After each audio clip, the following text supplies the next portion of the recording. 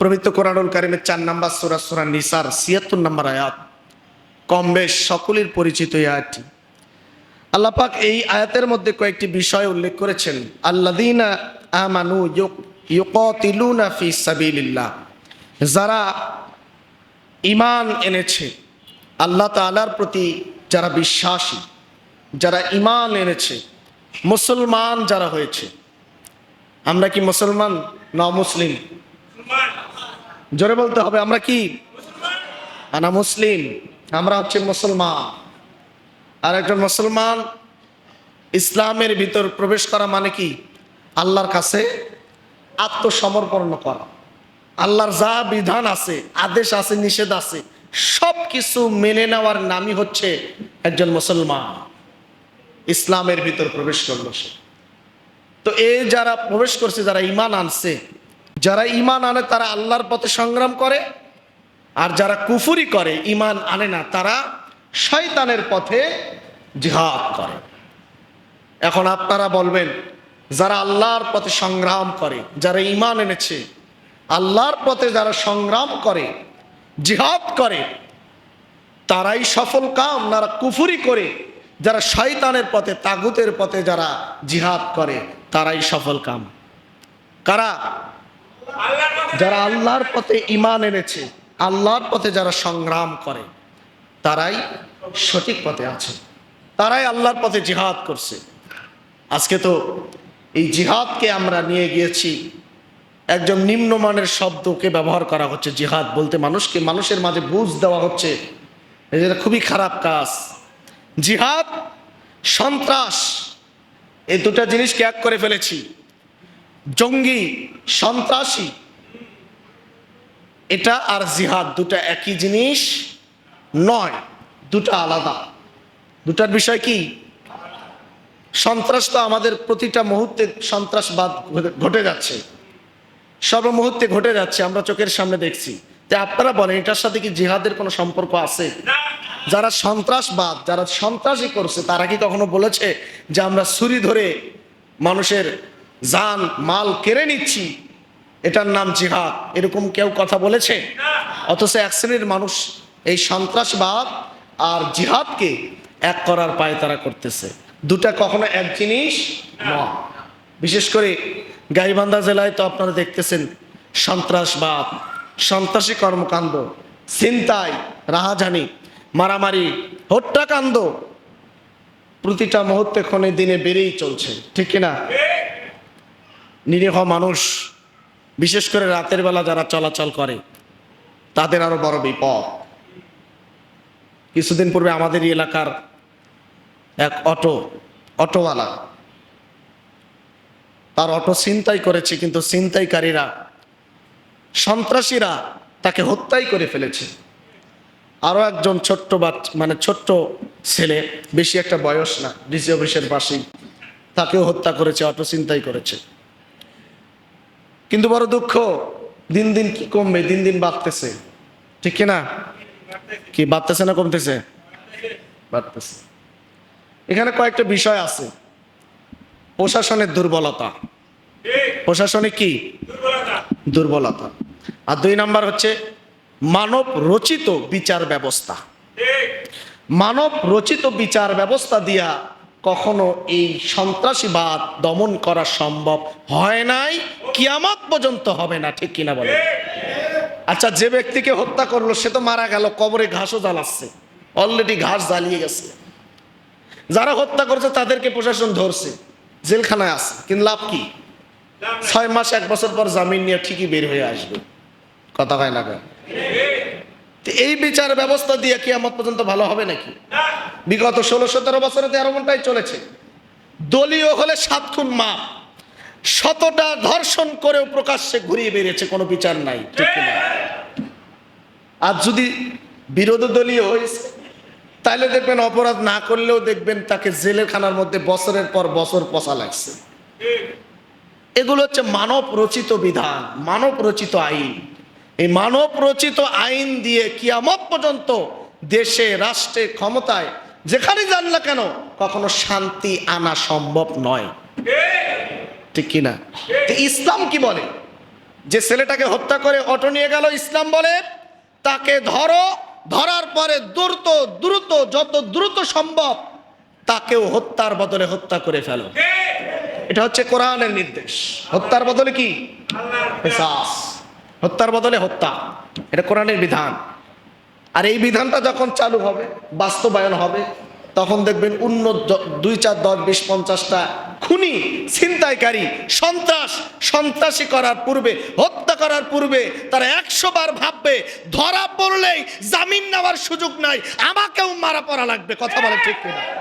এটা হচ্ছে কোরআনের বিধান। আর বর্তমান প্রচলিত যে বিধান, যে আইন, এটাতে তাদের ভয় নাই।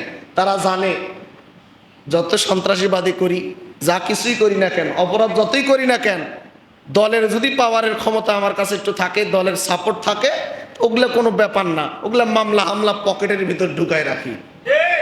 কথা বলেন না কেন? একটা মানুষ মামলা হামলার ভয় করে না, প্রশাসনিক বিচার ব্যবস্থার ভয় করে না, সে বলে এগুলো আমার পকেটে থাকে। পকেটে কোথায় আছে না? বলে না। অনেকে বলবেন মামলা হামলার ভয় থাকে, এগুলো আমার পকেটে থাকে। তার মানে দেখেন তার সাহসটা কত দূর।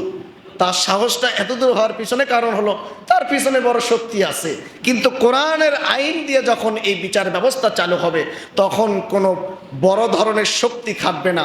অপরাধ করলে যেমন ওমর তার সন্তানকেও ছাড় দেয় নাই, এদেশের তুমি যত বড় নেতা হও না কেন, অপরাধ করলে কোরআনের বিধান অনুযায়ী কোনো পরিমাণ ছাড় দেওয়ার সুযোগ থাকবে না। ঠিক কিনা? এটা হচ্ছে কোরআনের বিধান, কোরআনের আইন। কিন্তু আজকে আমরা কোথায়, কোন দিকে দৌড়াচ্ছেন?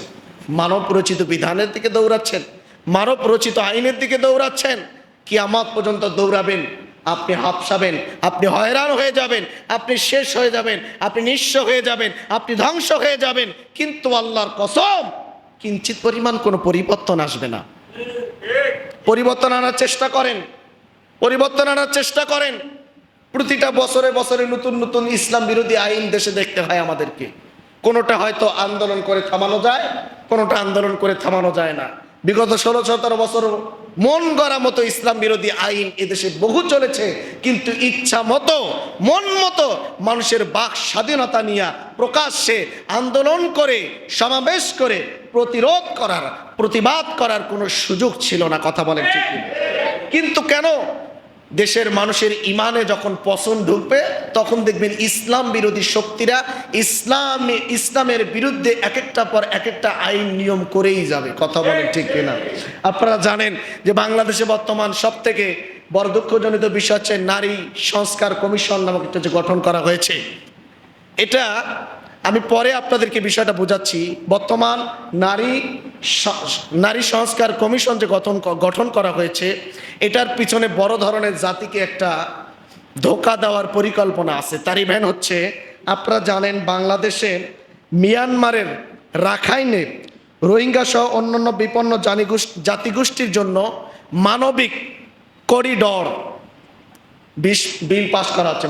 মানবিক করিডর নামক যে বিধানটা, যে আইনটা করা হচ্ছে, এই বিষয়টা সম্পর্কে আপনাদেরকে একটু জ্ঞান না দিলে আপনারা বুঝবেন না। কারণ এটা বাংলাদেশের জন্য খুব বড় ধরনের একটা হুমকি। বড় ধরনের কি একটা হুমকি। মানবিক করিডর বিভিন্ন দেশ দিয়েছে, ইতিপূর্বে তারা ধরা খেয়েছে। মানবিক করিডর বিভিন্ন দেশ দেওয়ার পর তারা ধরা খেয়েছে, তাদের দেশের বহু ক্ষতি হয়েছে। এমনও আছে অনেক দেশের অস্তিত্ব আর খুঁজে পাওয়া যাচ্ছে না। যেমন ফিলিস্তিন, এই মানবতা দেখাতে গিয়া তাদের আজকে এমন অবস্থা, যাদের প্রতি মানবতা দেখালো তারাই আজকে ফিলিস্তিনকে উৎখাত করার জন্য কত রক্ত, কত হামলা মামলা, কত কি তারা করছে। কথা বলেন ঠিক কিনা? মানবিকভাবে সাহায্য একজন মুসলমানের দেশ হিসাবে আমাদের থাকবে ইনশাল্লাহ। কিন্তু আমাদের আগে পিছে দেখতে হবে। কি লাভ হয়েছে? আমরা তো মানবিক দেখলাম, মানবিক করিডর করলাম, মানবিক সাহায্য করেছি। প্রায় 13 লক্ষ রোহিঙ্গা এখনো বাংলাদেশে অবস্থান করছে। ঠিক কিনা? 13 লক্ষ রোহিঙ্গা যাদেরকে আমরা জায়গা দিয়েছি, যাদেরকে স্থান দিয়েছি, তারা আছে বাংলাদেশে, সেই থেকেই আছে। এবং তারা কবে যাবে, কি হবে তাদের আগামী ভবিষ্যৎ, কোথায় থাকবে, কি হবে এর পরিস্থিতি, এর শেষ কোথায়, আমরা কেউ জানি না। ডক্টর ইউনূস সাহেব উনি আমাদের কিছুদিন আগে একটা বার্তা দিয়েছিলেন যে এদেশ থেকে ঈদের পূর্বে 1,80,000 রোহিঙ্গাকে পাঠিয়ে দেওয়া হবে। আমরা খুব খুশি হয়েছি কথাটি শুনে, যেভাবে প্রথম ধাপ, দ্বিতীয় ধাপ, তৃতীয় ধাপ, ধাপে ধাপে তারা রোহিঙ্গাদেরকে মায়ানমারে ফিরিয়ে দেবে। কিন্তু তার কিছুদিন পরে আবার শুনি বাংলাদেশে অলরেডি 1,13,000 রোহিঙ্গা নতুন করে প্রবেশ করেছে। এটা আশ্চর্য হয়ে গেলাম, এটা কোন ধরনের কথা? নতুন করে আবার প্রবেশ করতেছে। আমরা সাহায্য করতে পারি, কিন্তু সাহায্য বলতে আজীবনের জন্য তাদেরকে আলাদা রাষ্ট্র করে তো দেই নাই, ঠিক কিনা? ঠিক তেমন এই মানবিক করিডর নামক যে কথাটি আপনারা শুনতেছেন, এর বিষয়টা আপনাদেরকে প্রকাশ্যে বলে দিই, বুঝাচ্ছি। এটা হচ্ছে রাখাইনদের একটা ত্রাণ সামগ্রিক, তারা ত্রাণ নিতে পারবে, তারা এদেশে আসতে পারবে, তারা প্রশিক্ষণ নিতে পারবে। আর রাখাইনদের যে সেনাবাহিনী, তাদেরকে যে প্রশিক্ষণ দেওয়া হবে, এই প্রশিক্ষণ নিয়ে তারা বার্মার বিরুদ্ধে জিহাদ করবে, যুদ্ধ করবে। যেহেতু রাখাইন এখনো পর্যন্ত স্বাধীন কোনো রাষ্ট্র নয়, স্বাধীন রাষ্ট্র হওয়ার জন্য তারা যা করার তাই করবে। এখন মায়ানমার, বার্মার বিরুদ্ধে যদি তারা লেগে পড়ে, বাংলাদেশে প্রশিক্ষণ নিয়ে, বাংলাদেশ থেকে প্রশিক্ষণ নিয়ে সব কিছু চালাবে, আস্থানা করবে, ক্যাম্প করবে, আর সেই দেশ থেকে তারা যে বার্মাতে যুদ্ধ জিহাদ যখন করবে, আর বার্মার সঙ্গে আছেন চায়না, রাশিয়া, এরা হচ্ছে বার্মার পক্ষে, আর বাংলাদেশের পক্ষে অবস্থান নিতে পারে আমেরিকা। কিন্তু রাশিয়া এবং চায়না যখন চাবে, তখন ওই আরাকানদের সেনাবাহিনীদের প্রতিশোধ নেওয়ার কারণে তারা হয়তো বাংলাদেশে যেহেতু ঘাঁটি, তাহলে তারা সর্বপ্রথম হামলাটা মায়ানমারে নয়, বাংলাদেশেই করবে, ঠিক কিনা বলেন? যেহেতু বাংলাদেশে প্রশিক্ষণ নিচ্ছে, ক্যাম্প নিচ্ছে, বাংলাদেশে একটা অবস্থান করছে, সেক্ষেত্রে বাংলাদেশ পড়বে বড় ধরনের হুমকির মুখে, কথা বলেন ঠিক কিনা? এজন্য ডাক্তার মোহাম্মদ ইউনূসকে আমরা এই বিষয়টা স্পষ্টভাবে বলতে চাই, আপনার অবশ্যই, যেহেতু বাংলাদেশের একটা বিষয়, বাংলাদেশে বহু রাজনৈতিক দল আছে, নাগরিক আছে, আমরা আছি, আমরা এই স্বাধীন দেশের নাগরিক হিসাবে আমাদের একটা সমর্থন নেওয়া, একটা বুদ্ধি পরামর্শ করা, রাজনৈতিক দলের সমর্থন আছে কিনা এই বিষয়টা নিয়ে আগে বসে একটা সিদ্ধান্তে আসা উচিত, তারপরে এমন একটা সিদ্ধান্ত নেওয়া উচিত, কথা বলেন ঠিক কিনা? আর নয়তো আমরা আমাদের দেশকে কখনো ভিনদেশীদের ঘাঁটি বানাতে দেব না, কথা বলেন ঠিক কিনা? কারণ এই দেশ কচুরিপানার মতো ভেসে আসেনি, এই দেশ এসেছে লক্ষ লক্ষ শহীদের রক্তের বিনিময়ে এসেছে।